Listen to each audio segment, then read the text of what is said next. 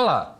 E agora a gente continua a falar sobre o primeiro gênero musical tipicamente brasileiro, o choro ou chorinho, surgido em meados do século XIX e popularizado nos primeiros anos do século XX. O Dia Nacional do Choro é comemorado em 23 de abril e foi assim que o pessoal do projeto Choro das Estações comemorou. Veja só! Um grupo de jovens de São Miguel Paulista decidiu levar música para a rua. E não foi qualquer tipo de música, não. Foi o primeiro ritmo urbano brasileiro, o chorinho. O projeto Choro das Estações investe contra a estilização da música e tem como crença a arte como meio de formação e transformação do ser humano. 23 de abril, Dia Nacional do Choro. Na Estação da Luz, jovens instrumentistas levam a legítima música brasileira aonde o povo está. Mas essa história começou antes, quando um rapaz de São Miguel Paulista passou a reunir amigos em casa para rodas de estudo, que se transformariam em um projeto ambicioso e bem-sucedido.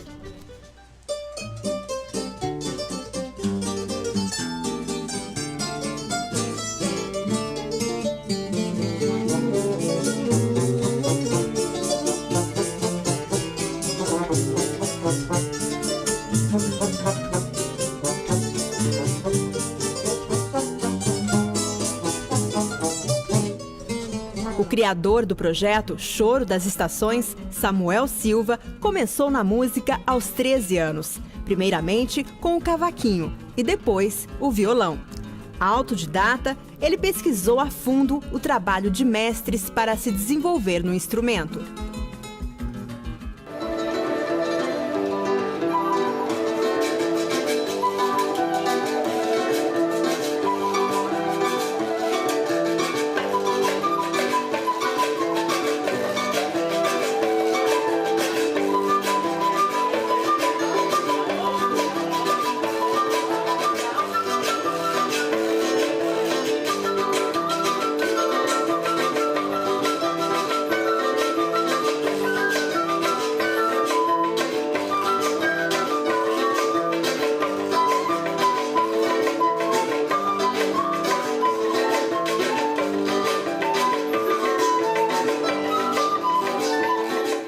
Também no projeto Choro das Estações, desde o início, Tigana Macedo estudou iniciação musical e percussão popular. Ele já acompanhou grandes mestres e é um dos integrantes do movimento Sincopado, coletivo de grupos de choro dedicado a difundir o gênero e a cultura brasileira em geral.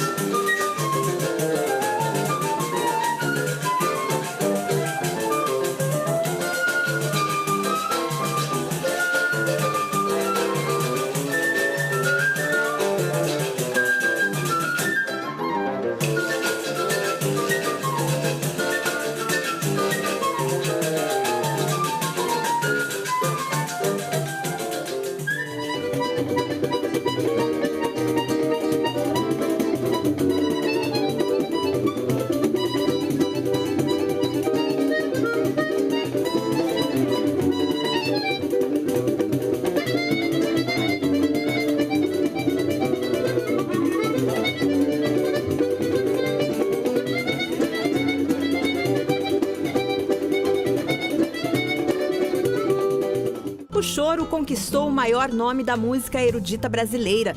Dentre as composições do maestro Heitor Villa-Lobos, o chamado Ciclo dos Choros é considerado dos mais importantes. Em 1919, um dos maiores compositores da música popular brasileira, Pixinguinha, formou o conjunto Os Oito Batutas e fez muito sucesso, até mesmo entre a elite carioca.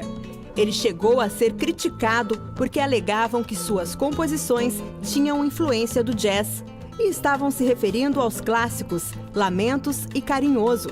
A história mostrou que estavam errados. Outro integrante dos Oito Batutas, o grande compositor e instrumentista Donga, mantinha em paralelo à carreira musical a atividade de oficial de justiça. Autor de um dos maiores clássicos do choro, Tico-Tico no Fubá, Zequinha de Abreu organizou e regeu bandas e orquestras pelo interior de São Paulo. Sua vida foi contada de forma bastante romanceada no filme da Vera Cruz, que leva o nome de seu maior sucesso. Considerado uma lenda no mundo do choro, Altamiro Carrilho compôs cerca de 200 trabalhos e gravou mais de 110 discos. Ele conquistou mais de 40 países divulgando o choro. Na União Soviética, foi aplaudido de pé e considerado pela crítica o melhor solista flautim do mundo.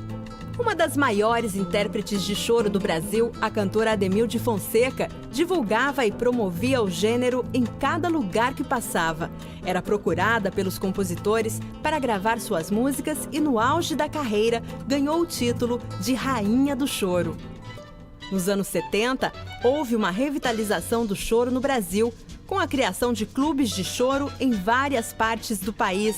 E o sucesso de músicos como Paulinho da Viola e o grupo Época de Ouro, que continuam encantando gerações com a primeira música instrumental urbana tipicamente brasileira. Parto do princípio que tudo que é brasileiro, genuinamente brasileiro, tem que ser valorizado.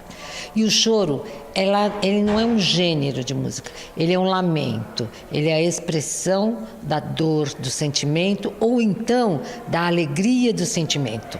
O choro é aquela coisa que entra, transforma a alma e faz o que você tiver lá dentro se transformar num sorriso. Eu sou uma admiradora contumaz do choro, porque meu pai era assim, fanático por choro. Então, são duas coisas que eu aprendi de muito pequena: admirar o choro, né? E admirar a música sertaneja.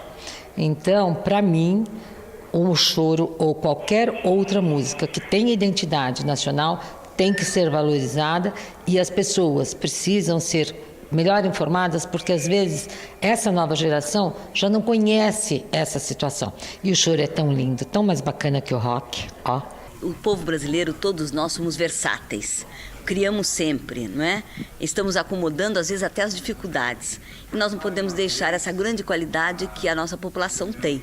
Então, nós estamos o tempo todo importando, e tem coisas muito boas de outros países para importar, sim, mas o tempo todo nós estamos importando música, talento, teatro, obras, mas muitas vezes nos esquecemos dos grandes talentos que tem o povo brasileiro. E, portanto, não podemos deixar passar. Nós temos a obrigação, ainda mais São Paulo, que é o berço, a terra da cultura, a terra da arte, e que tudo que acontece no estado de São Paulo ecoa para o Brasil. Então nós temos a obrigação, sim, de trazer cada dia a lembrança dos nossos grandes maestros, professores, cantores, artistas, e fazer tocar, cantar, dançar, para que as novas gerações não pensem que as coisas começaram agora. As belezas que o Brasil tem, certamente muita gente de muitos anos passados contribuíram para essa nossa cultura, que também é conhecida e reconhecida fora do Brasil. Somos 42 milhões de habitantes e 80% desses 42 milhões de habitantes moram nas regiões metropolitanas e na cidade de São Paulo, e, portanto, o fluxo de pessoas diariamente, principalmente nas estações de trem e metrô, é enorme, perpassam mais de 8 milhões de pessoas diariamente. Nós temos que levar lá onde o público está para conhecer de perto. É muito interessante, é inovador, é moderno, é inteligente, é interessante, e leva e dá direito àquele que tem direito a conhecer a nossa música também. Eu me lembro que quando eu era pequena, meu pai, senhor Antônio, ele tinha vários discos de 78 rotações, que eram vinis, né? E então eu ouvi Jacó do Bandolim, Valdir Azevedo, né? Ouvi Pixinguinha também. E eu me lembro que Remeleixo, Bole Bole eram chorinhos que rodavam sempre na minha casa. Nos finais de semana, que nós gostávamos de final de semana, colocar o disco na vitrola e dançar, né? A gente tem algum movimento de choro também, não só aqui em São Paulo, tem lugares que você ainda encontra o chorinho. Brasília tem o Clube do Choro, que é bastante comentado. Quase todo mundo que visita Brasília faz questão de ir lá visitar o Clube do Choro. E gravei chorinho no primeiro LP da minha carreira. Antes que eu volte a Serra, eu gravei um chorinho chamado Pudim de Queijo, né? E gravei também um choro chamado Pensando em Donga, que retratando um lugar onde João, o Pixinguinha, João da Baiana e Donga se reuniam, né? Que eram o Donga, por exemplo, também era um chorão. O pai do João Nogueira foi um chorão, né? Então eu acho que é importante valorizar assim. Até porque, como esse tipo de música, que é um gênero muito nobre, ele não toca, infelizmente, nas emissoras, né, de maior audiência, você jamais vai ouvir. Você, para ouvir o choro, você tem que ir a um teatro ou tem que comparecer a algum projeto específico. Então, eu acho que se houver qualquer sinalização por parte da Secretaria de Cultura, seja do Estado ou do município, em favor do choro, a gente vai ficar muito feliz. E agora a gente conversa com um músico nascido em São Miguel Paulista, fera no violão de 7 cordas, que é idealizador do projeto Choro das Estações, Samuel Silva. Samuel, muito obrigado pela participação. Bem-vindo aqui para a nossa prosa. Obrigado, Liesa. Bom, para começar, eu queria que você falasse um pouco sobre esse projeto. Você é um dos fundadores, né? O que te motivou como artista a criar um projeto como esse? Então, a princípio foi... Quando eu comecei a tocar, eu passei por isso também, que tinha uma roda de choro de uns senhores, seu Zé do Cavaco, e era numa associação de bairro. E eu tava aprendendo a tocar cavaquinho, e eu fui lá um dia. E eu era pequeno, tinha uns 13 anos. E aí eles viram, pô, menino aí de 13 anos, veio ver a gente aqui e tal. E aí eles começaram a me incentivar a voltar lá e tal. E aí eu vi que isso foi importante pra minha vida, assim, né? Que eu acabei me tornando músico através do incentivo deles, assim, comigo que era criança, né? E de uma coisa que aconteceu na sua região, isso. Né? Uma tradição que era mantida, que é a tradição da roda de choro. Isso. E aí eu comecei a fazer essa roda de estudos de choro lá na minha casa, eu reunia vários músicos. E aí eu lembrei desse caso que aconteceu com o seu Zé do Cavaco e eu falei, pô, vou fazer isso também num lugar que as pessoas têm acesso para incentivar também novos músicos e tal, a galera que tá começando, os jovens, né? Que eu acho que é importante ela ter o contato com esse tipo de música que dali pode sair um novo músico, né? Com certeza. E os músicos, os outros companheiros, como é que eles foram se agregando nesse projeto? Então, eram companheiros de outros grupos que eu tocava na noite e eu cheguei a conversar com eles e falar, vou começar a fazer um estudo do choro na minha casa e tal. E aí todos eles abraçaram a ideia e eles saíam de vários lugares de São Paulo, saíram de Guaianazes, Capão Redondo, Guarulhos, e eles iam para casa, a gente ficava o dia inteiro estudando, tocando choro. Bom, você começou, Samuel, na música, primeiro no cavaquinho, depois que você passou para o violão, né? Isso. Eu queria que você falasse um pouquinho sobre isso. O que te atraiu primeiro no cavaquinho e como é que foi essa mudança para o violão? Então, o cavaquinho, aconteceu que meu irmão tinha um cavaquinho em casa que estava escondido, acho que ele comprou e nunca aprendeu a tocar, e eu achei esse cavaquinho, e um vizinho meu, ele tocava um pouco, ele foi, arrumou, colocou as cordas e tal, e começou a me ensinar as primeiras notas, né? E o violão, eu não conhecia o violão no samba nem no choro, porque eu não tinha visto ainda. E eu achava que violão era só instrumento de rock, e aí eu não gostava muito. Falava, não vou aprender a tocar violão. Você achava que não era possível no chorinho? Eu nem imaginava, assim, que, tipo, falar, pô, violão só tem no rock and roll e tal. Até meu irmão chegou a cogitar de comprar um violão, e eu não quis. Aí, quando eu fui nessa roda de choro, que eu vi o senhor tocando violão de 7 cordas, e eu falei, pô, gostei desse instrumento. E aí eu vou pegar. Aí eu conversei com meu pai, na época a gente não tinha muito dinheiro também, meu pai não podia comprar um violão novo. Aí um parente meu tinha um violão usado e, por coincidência, era um violão de 7 cordas. E aí ele me vendeu esse violão e eu não sabia ainda, tipo, tinha 7 cordas assim. Eu olhei e falei, pô, esse violão é estranho. Tem alguma coisa sobrando. Tem alguma coisa aqui. sobrando. Aí eu levei para outros amigos, ele falou, esse violão é violão de samba, de choro, 7 cordas e tal. E aí eu fui atrás procurar saber como que era, que tocava. E aí se apaixonou também, né? Pelo instrumento. Aí acabei até deixando de lado o cavaquinho e fiquei só com o violão. Hoje em dia você ainda arrisca um pouco no cavaco? Sim, toco o básico assim no cavaquinho, mas agora é violão. É o violão, né? Bom, você participou de alguns movimentos que eu acho que são muito importantes, não só para a cidade de São Paulo, como para o estado como um todo, né? Movimentos musicais. Sim. Eu vou mencionar alguns aqui. O Grêmio Recreativo Morro das Pedras, a Orquestra Samba e Choro de São Mateus. Eu queria que você falasse um pouco sobre essas iniciativas. Então, o Morro das Pedras, ele foi um projeto que teve em São Mateus, na periferia de São Mateus. Eu fui levado lá através de um amigo, também que morava lá perto de casa. E ele viu que eu gostava já de choro e tal, e samba antigo também. Ele falou, tem um pessoal que faz um samba em São Mateus, assim, acho que você vai gostar. E aí ele me levou pra lá e eu me apaixonei também pelo som. E eu comecei a ir todas as rodas de samba que tinha.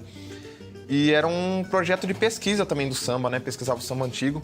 E aí eu comecei a participar e aí chegou uma hora que eles me convidaram para fazer parte desse projeto de samba. E eu fiquei lá durante, acho que uns 3, 4 anos. E o projeto de Samba e Choro de São Mateus, que também era próximo, assim, foi através de um amigo meu, do Alan, que toca trombone, que participa também com a gente no Choro das Estações. Ele já tocava. É uma orquestra também de músicos jovens, né? Que o pessoal faz em São Mateus essa integração dos jovens na música popular, já numa formação de orquestra e tal. E a gente tocava sempre também em praças, em eventos assim abertos. Era bem legal. E lá onde que eu aprendi também ler música, né? Partitura, fui aprendendo lá. Então, pelo que você fala aí, dá pra gente ver que São Mateus é uma região que viabiliza muito a música, principalmente em relação aos jovens, né? Sim. Fala um pouco sobre a cultura musical desse lugar que você se criou. Então, o São Mateus é próximo a São Miguel, assim, eu nasci em São Miguel. São Miguel, exatamente. Mas a São Mateus é o samba da vela, né? Não, o São Mateus é o berço do samba. Berço do samba, exatamente. Berço do samba de São Mateus.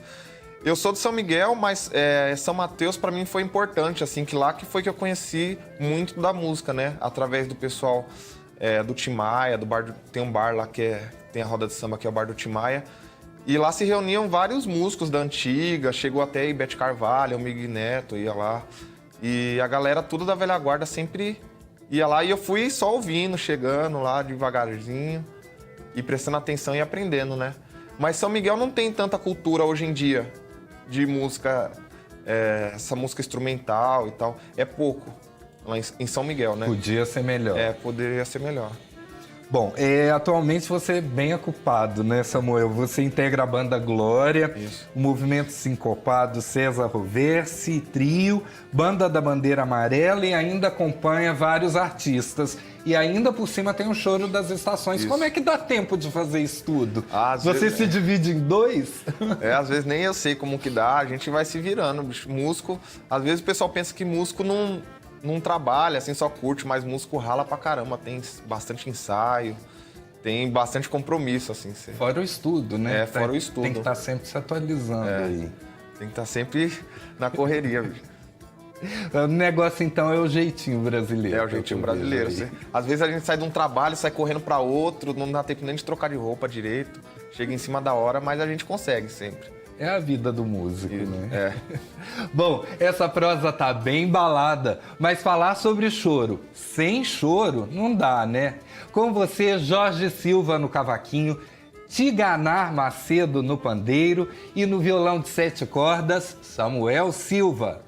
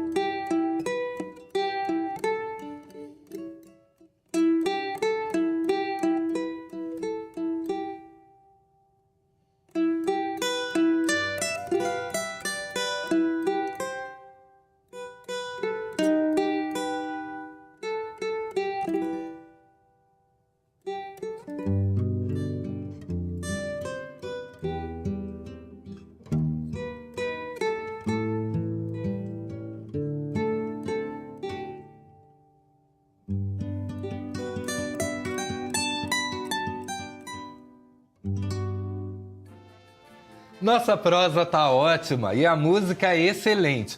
Mas vamos saber agora, com uma testemunha ocular, como é que as pessoas reagem à música, ao chorinho nas estações. A repórter Viviane Cesarino fez a cobertura ao vivo de uma etapa do projeto e conta pra gente agora como foi. Viviane, o povo das estações aí realmente recebe bem o chorinho? Como é que as pessoas reagem a essa música tipicamente brasileira?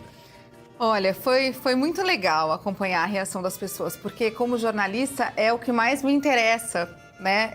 Assim como para você, essa curiosidade de como as pessoas vão reagir. Um senhorzinho estava muito concentrado enquanto eles estavam tocando, daí o olho dele encheu de lágrimas, assim. Aí fui lá com o microfone, né? Curiosa. Mas o senhor se emocionou? Ele, sim, que me lembra uma época muito boa da minha vida, e porque essas músicas são lindas e a gente não escuta no rádio. Então isso eu achei bacana, assim, é uma música que as pessoas não escutam sempre e se emocionam porque em alguma época da vida elas ouviram e de uma certa forma foram tocadas por ela. Teve um grupinho também de adolescente que dançou um pouco, isso porque a gente estava no meio de uma estação de trem, né? Então é uma coisa, foi muito bacana acompanhar a reação das pessoas. E você, então, que acompanhou isso, pode verificar que o chorinho, como você falou, ele fica na memória das pessoas, né? Por mais que você não conheça, não tenha esse contato diário com esse gênero musical, você tem alguma coisa, ou um comercial de TV antigo que usou, ou um trecho de uma novela, você tem aquilo no seu ouvido, na sua memória, não é, Vivi? Foi exatamente o que eu percebi conversando com as pessoas. Eu não entendo muito assim da técnica, da música, e cheguei já pedindo desculpa para os meninos porque realmente não conhecia. Gosto de ouvir, mas é isso. Eu acho que é isso que faz a gente parar para ouvir. Com certeza. E também essa relação dos instrumentos, né? Eles colocaram um violino no meio do chorinho, então as pessoas pararam e fizeram a mesma pergunta que eu fiz, mas como? Violino não é para estar lá na orquestra, não é para tocar sua música erudita, não é um instrumento chique e todo pomposo? Não, ele estava lá na estação de trem. Então, assim, é um misto de curiosidade com saudade, eu acho, que a gente tem de uma época da vida quando escuta o chorinho. E é uma delícia, né? Não dá para ficar indiferente. Vamos ver, então? Vamos assistir a reportagem, espero que vocês gostem.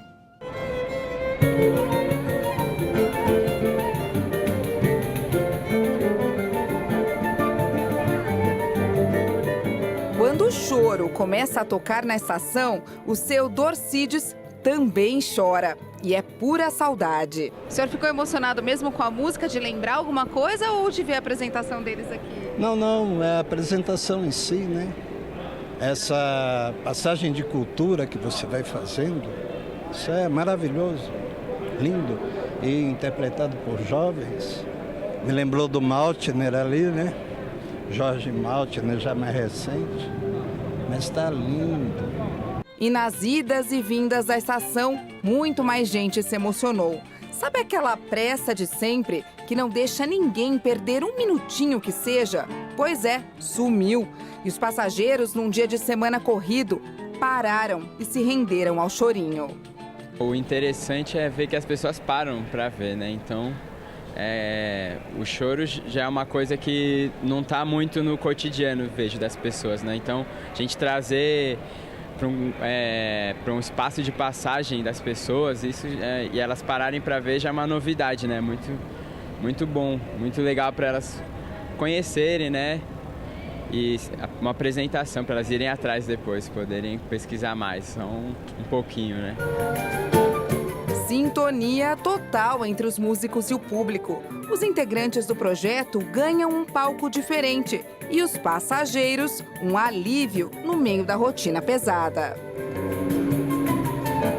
A gente gosta, né? Na minha idade, principalmente, a gente aprendeu isso. Agora, as de hoje estão por fora. Uma música que não toca mais na rádio, né? Mas pelo menos aqui o senhor pode ouvir. Não toca na rádio, mas na rádio toca loucura. E aqui o negócio é choro na verdade. O maior barato de tocar nesses lugares é porque a gente está levando música para muita gente que a gente não sabe, mas provavelmente não ouve música há quanto tempo, não tem essa oportunidade, né? Não tem como ligar um rádio e ouvir uma música dessa qualidade. E se não toca mais no rádio, com certeza ainda toca no coração. E faz até o corpo mexer, viu? E só para lembrar, isso tudo em plena Estação da Luz. Além de ser uma música de altíssima qualidade, né, que você vê que tem instrumentos diferenciados, a proposta é diferente e acho que é uma comemoração de peso. Tô achando uma beleza. Eu não sou daqui, mas eu acho que isso tem que ter aqui em outros lugares também, que é uma proposta muito interessante. Cada apresentação que o projeto Choro das Estações faz, os músicos dão um jeitinho de surpreender a plateia. Hoje, sabe o que eles fizeram? Trouxeram o violino, um instrumento clássico e erudito, para ficar bem ao lado do cavaquinho. E não é que essa parceria é afinada, viu? Na verdade, isso faz parte da história do choro mesmo, né? A cada ano que foi passando, vieram músicos com instrumentos sanfona, rabeca, violino, e foram começando a integrar os grupos regionais, né? Então, acho que a tendência é crescer mesmo, assim. E música é feita por qualquer instrumento mesmo, né? Todo tipo de música, inclusive. Pode misturar? Pode misturar, deve, né? Deve. É isso que a gente está tentando fazer, acho que está dando certo, né? Lógico, é muito legal. Por causa do status realmente que tem, né? E aí agora acho que as pessoas estão começando a entender que é música. Independente do estilo, independente do instrumento, a música sempre reina.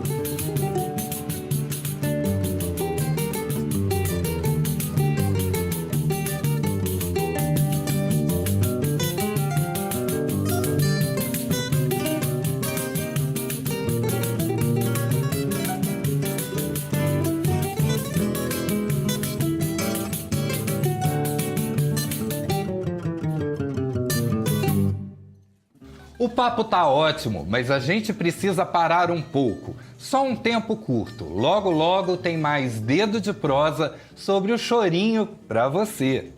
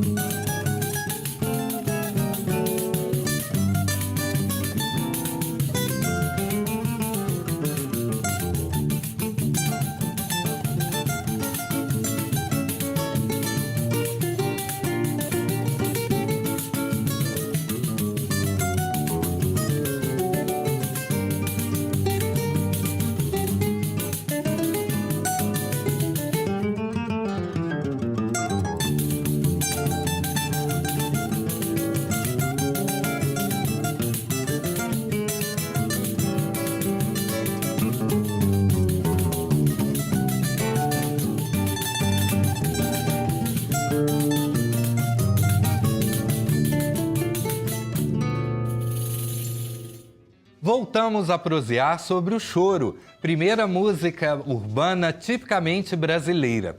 E agora a gente recebe Tiganá Macedo, fera do pandeiro. Tiganá, muito obrigado pela participação, bem-vindo aqui no nosso Dedo de Prosa. Obrigado pelo convite. Bom, para começar, você é um dos fundadores também do projeto Choro das Estações, né? Eu queria, como você tem acompanhado desde o início isso tudo, eu queria que você falasse um pouco sobre a trajetória desse projeto, do início lá pequeno até essa expansão nesses últimos 2 anos. Então, eu conheci o Samuel, nós tocávamos num bar na Aba, lá na Faria Lima. E a gente começou uma amizade, tudo, e aí já gostava de samba, estava conhecendo o choro, mas ele foi a pessoa principal que mostrou para mim esse gênero maravilhoso e a música instrumental. E aí ele já tinha falado para fazer as reuniões na casa dele, onde ele juntava os músicos, tudo. A gente ficava no quarto dele, chegou a ter 10, 12 músicos tocando. Nossa, muita gente juntou num espaço muito pequeno. Aí eu vinha lá do... E dava som isso Dava. Dava choro? Porque eu vinha lá do Grajaú, saía cedo para ir para casa dele e já ficava o dia inteiro tocando. E ele já tinha essa ideia de fazer esse projeto do Choro das Estações. Aí junto com eles, fizeram a produção do projeto e toda a idealização, a escrita, e deu muito certo. O negócio engrenou mesmo, né? Bom, Tigana, você estudou música começando pela percussão popular, né? No Musicalis Núcleo de Música. E também com o professor Bruno Duarte. O que te atraiu na percussão e como é que foi esse início, esse seu estudo com o professor Bruno, esse seu início no estudo da música? Foi até engraçado, porque o início, quando eu era moleque mesmo, eu via meu pai e minha mãe, eles colocavam o toca-disco, o samba rock, eles ficavam dançando e tocando, e ficava tocando o toca-disco. E eu ficava olhando e ficava... Não sabia de onde vinha. De onde vinha, e fiquei maravilhado. E eu juntava junto com eu e meu irmão, a gente ficava no quarto trancado ouvindo o disco. Aí eu pegava o balde, ele pegava a frigideira, nós ficava tocando em cima do som que estava rolando. Tirando de ouvido. Tirando de ouvido. Então foi muito autodidata. E aí um colega meu só me explicou, é assim que toca. Aí eu fui conhecendo outras rodas de samba, de samba, e fui conhecendo outros músicos. E aí foi muito autodidata mesmo. Mas chegou uma hora que você sentiu necessidade de buscar? Isso, aí chegou essa hora que eu conheci o Bruno, que me ajudou muito, a questão de musicalização, de instrumentação, e outro músico também, que até hoje, que é o Rafael Toledo, que me ajuda muito, me ensina muito sobre o samba, sobre o choro e sobre a questão dos instrumentos. Vamos falar. E a percussão? Como é que foi a percussão? Você tocava, veio daí desse tocar nas panelas? Na panela. Aí eu fui conhecendo os outros instrumentos, conheci o atabaque, a conga, o tamborim, o agogô, a cuíca. Aí fui pegando o instrumento, fui comprando, estava trabalhando, fui comprando e colocava o áudio e ficava tirando de ouvido. Aí perguntava para um, para outro como que era, ia nas rodas de samba, prestava atenção, como que ele fazia. E aí eu chegava em casa e tentava fazer igual. Desse estudo no núcleo, com o professor Bruno e tudo, você partiu para uma coisa maior, que foi o curso na Unesp, né? Isso. Eu queria que você falasse um pouco sobre isso e sobre a importância do curso de música. O curso de música foi muito importante para mim, porque me fez ter a noção da partitura, saber como que funciona a questão da leitura rítmica, e conhecer sobre a história da música que lá era apresentado para a gente. E conhecer outros músicos, outros professores, então abriu muito a minha mente a questão da faculdade. Tem alguma época dessa faculdade que você lembra, alguma história engraçada ou algum professor que tenha te marcado? Tem uma história engraçada que era para cantar uma música e aí era separado, tenor, baixo. E às vezes você não conseguia chegar na nota, né, que ele queria, ele era muito rígido. Aí quando era separado por grupos, e quando chegava certinho, aí passava. Os outros que não chegavam, ele vai para fora. Aí mandava para fora. Mas foi muito bom o aprendizado que tive lá.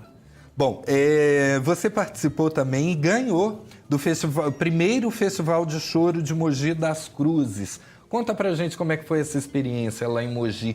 Foi o primeiro festival desse ritmo? Foi o primeiro festival e foi o primeiro também que eu participei. Foi junto com o Samuel. Então já estreou ganhando. Olha que pé quente. Era uma música, acho que é Machista Esperançoso, do Márcio Modesto, um grande flautista. E fomos concorrer, tinha muitos conjuntos de música instrumental. Aí participamos e ganhamos em primeiro lugar. E a recepção das pessoas lá? Nossa, maravilhoso, assim.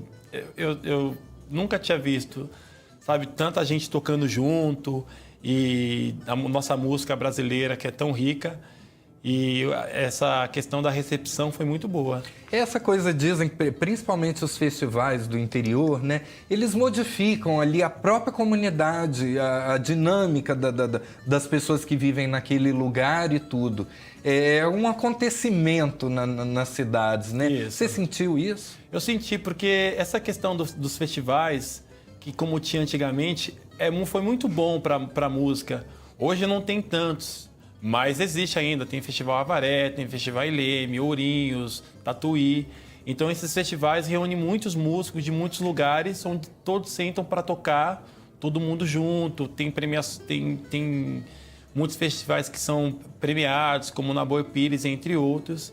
Mas a questão do festival, a questão dessa junção é muito boa para o músico e para a música e para a arte. O músico tem essa oportunidade de fazer um intercâmbio e a população daquelas cidades tem o acesso à música. Exatamente. Né? Bom, nas suas andanças também você participou da turnê do grupo Bora Barão, na Argentina. Você foi para Rosário, Santa Fé, né?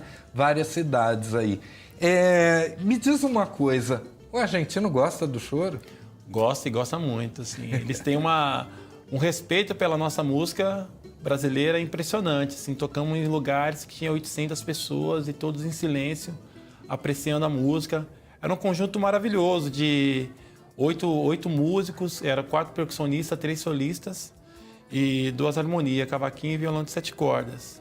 Aí fizemos essa turnê 10 dias na Argentina, tocamos em Rosário, Paraná, em muitos outros lugares, até Buenos Aires mesmo. E a recepção que tínhamos da música, a resposta era muito grande, assim, o conhecimento. Porque existe essa coisa da rivalidade do brasileiro com o argentino, mas na música, no futebol principalmente. No futebol tem. Mas na música nem tanto. Não, né? Pelo que a gente vê é o contrário. Os dois se admiram mutuamente. O brasileiro admirando o tango e o argentino admirando o choro e o samba. Verdade. Né? Essa rivalidade na música não vimos lá, não.